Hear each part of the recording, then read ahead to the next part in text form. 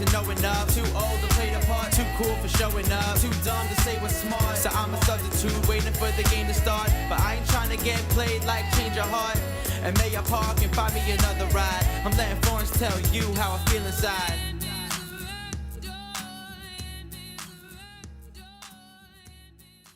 You know, I hear a lot of people talk about feminism, and I really don't think they nor anyone knows what it really is, because there's always supposed to be these different like waves of feminism. Like first, they want the rights that men have to vote, and et cetera, which makes sense.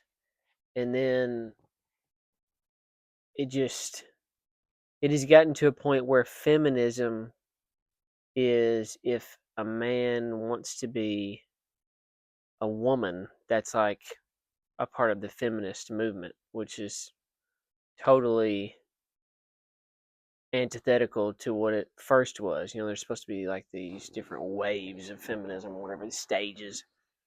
But we've arrived at the final stage, which is if a man wants to be a woman, he can be.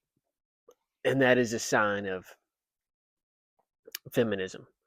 Men pretending to be women in women's sports is supposed to be this sign of freedom and equality, and I don't know, fair. I wouldn't say it's fairness, even that's what they'll sort of tout it as, but feminism in itself is rooted in a weak patriarchal movement. What do I mean by that?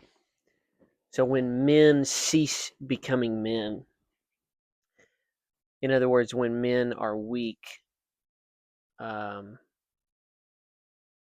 adopt certain positions, that's when women gain more rights, which is fine. What I guess what I'm trying to say is, this sounds terrible. If men, as a collective, wanted to have a patriarchy, a real patriarchy, then there wouldn't be women's rights. And I know that sounds like a terrible thing to say, but like that's just the law of sort of nature. It sounds awful. Women didn't gain their rights because other women decided to protest. No, it's because men allowed that to take place. Weak men.